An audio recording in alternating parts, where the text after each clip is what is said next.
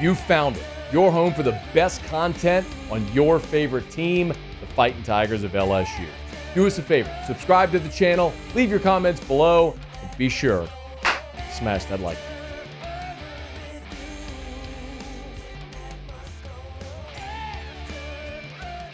Every Tuesday, we visit our buddy Shea Dixon on 3, the Bengal Tiger, talk a little recruiting. Shady's with us now from up in Nashville. How are you, Shea?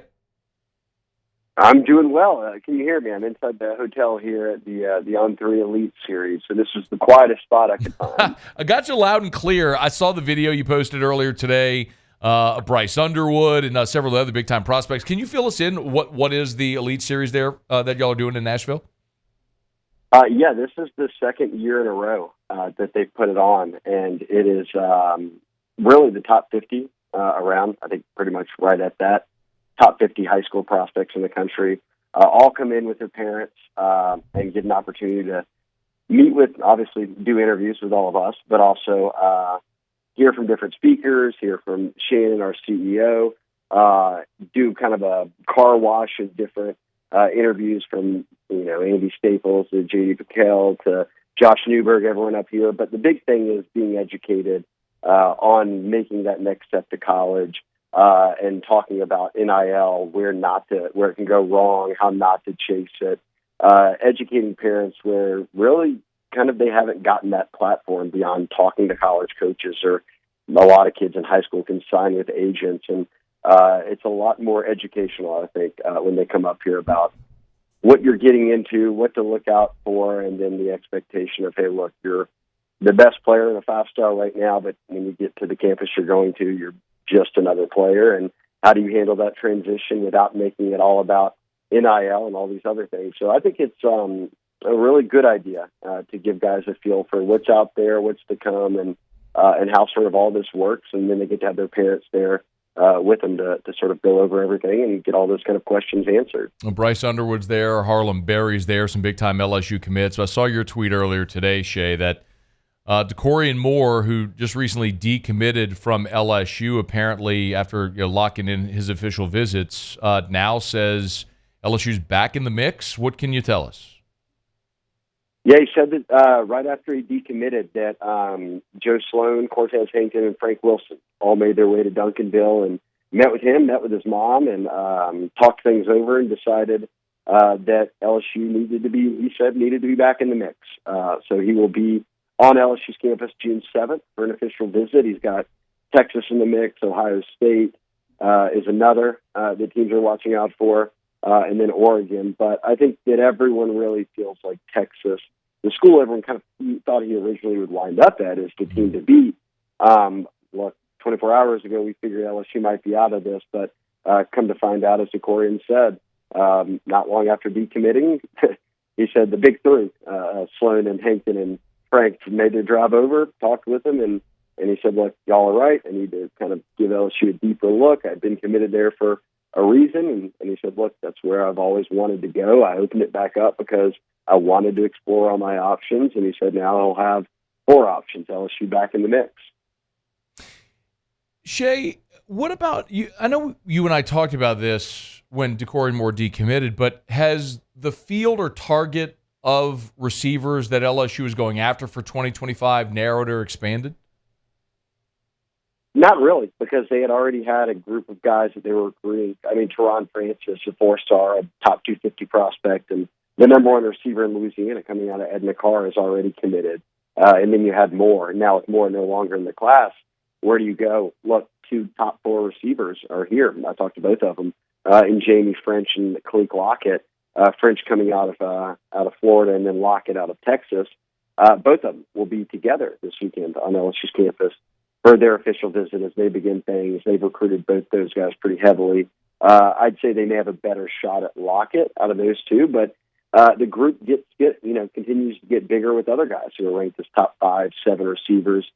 C.J. Wiley, who's the son of the great Chuck Wiley at LSU, he's another that they've been after pretty heavily, and he'll make an official visit in June. So I think between camp, where they'll get to see guys in person, maybe make some new offers, between camp in June and all these official visits in June with wide receivers, I think we'll have a much better feel for kind of how this plays out for LSU at a position that I've said many, many times on this show that I never worry about at LSU as Yeah. a receiver. I'm just curious to see how the dominoes fall this cycle. Shea, what else is interesting? I'm looking at the On3 Elite Twitter account and looking at it all day, and the way that, for those who are listening now, watching, or if you haven't seen it, the recruits pose in front of a step and repeat backdrop, and they're holding hats of stacked of the schools that they're considering, and it's kind of incredible because a lot of these defensive, almost every picture has an LSU hat in it, which is great. But then here's a picture of Dorian Brew, a 5-star cornerback with an LSU hat. Shea, I want to ask about the cornerback spot as well, because clearly that's a spot where you bring back Corey Raymond. Everyone's anticipating a giant uptick in the level of talent, recruiting ability there. So where is LSU at cornerback looking at 2025? Yeah, two of the top corners in America, DJ Pickett, the number 1 corner, and then Dorian Brew, who you mentioned, the top 5 corner. They're both up here, and I sat down with both of them, and they said, look, the message from Corey Raymond has been very clear. It's that LSU isn't where they need to be to claim the DBU moniker, and that they can be part of that first class with him here of bringing that back. DJ Pickett, who is 6'4", his hands hang past his knees. He's exactly what Corey Raymond loves in a corner. And he's out of Florida, and said, look, he was on me at Florida, and the second that he made the move to LSU, it was kind of a match for me. He already liked LSU. He really likes Raymond. And he said, look, Raymond got hired in late January. I've been there 3 to 4 times since then, and now he'll be there this weekend for his official visit. Dorian Brew will be here this weekend for his official visit as well. So two of Corey's top targets, and certainly rankings-wise, two of the top guys, both coming in on the same weekend. In fact, I interviewed them back-to-back, and they had met each other for the first time, and now they'll spend time together this weekend. But I feel good about DJ Pickett. Like he said, I'm coming with my parents, and I just want them to feel comfortable with it. He'll make some other visits right afterwards, and then have a decision before his senior year. I like where LSU stands. And then with Dorian Brew, you've got a guy whose dad, Derek Brew, ran track at LSU, ran for Team USA, won medals. You've got his mother, who ran track at Ohio State. Both those schools are in the mix. Texas and then Southern Cal are the top 4 there. And he said, look, I've moved back and forth from the Midwest and Texas. I'm using these visits to just kind of get a real feel for where I want to spend 4 consecutive years instead of hopping back and forth between living, with his mom and dad, and now he's finishing up in Texas over at Conroe. He'll be a senior this fall, obviously. But it's interesting. A lot of kids take these visits for different reasons, and Bruce said, look, I grew up with LSU all in my house. My dad talks about it nonstop. Then I got my mom who went to Ohio State and did all that. So he's navigating both those, and while also being interested in other schools. And he said this weekend for him is big because it's his shot to see LSU from a perspective of, hey, is this really where I want to go? Because as he told me, Corey Raymond's telling him, you can come in here and compete to play right away. And we need to turn this around. And guys like those two, Pickett and Brew, are pretty good starting points. And look, they've already got Jabari Antoine, who's another top 10 corner, but a Louisiana guy and coming out of New Iberia, but these kids are out of state. But I think they're on the right track. They're recruiting the best of the best, which is kind of what Corey Raymond was known for across that decade that he was coaching in the secondary at LSU. Shea, I got a couple of more for you on Twitter at Shea Dixon, On3 the Bengal Tigers up there in Nashville at the On3 Elite right now. Blake Oxendorf, punter from Louisiana Tech, LSU gets their transfer punter. Reaction to that, and are they done in the portal? They still have spots. They could continue to add guys if they want to. At this point, there's not many guys out there that I've heard any buzz around.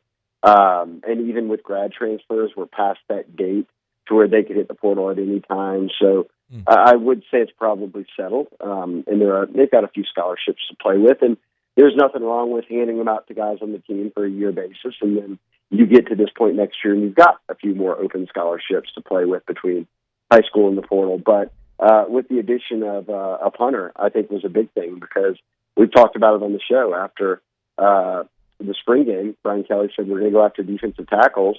And then that was the main position. He said, that's our focus.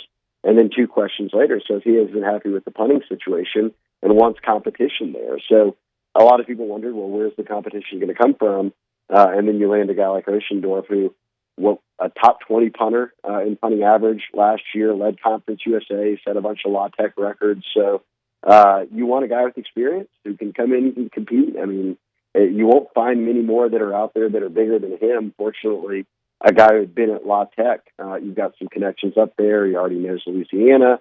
And he told me that it was, once they got everything worked out, it was the perfect fit for him. So him versus Peyton Todd. And look, Peyton Todd's going into year 4 coming out of West Monroe, and he's appeared in 2 games, both times holding kicks. So we haven't even seen Peyton Todd punt in a game for LSU yet. Now you've got a guy in Oceandorf who, he's got about as much experience, at least across the 2023 season, as you could ask for at this stage in the game. Shea, enjoy Nashville, man. We always appreciate you making time for us. Yeah, I'm glad that, look, I just got done with all my interviews, and then the phone rang, and I'd forgotten we were doing this, so it worked out perfect. We call that serendipity. Sometimes things just are supposed to happen the way they do. Thanks, Shea. All right, Matt, we'll talk soon. Hey, thanks so much for watching. Please leave your comments. I love to interact, and be sure to hit the red subscribe button below.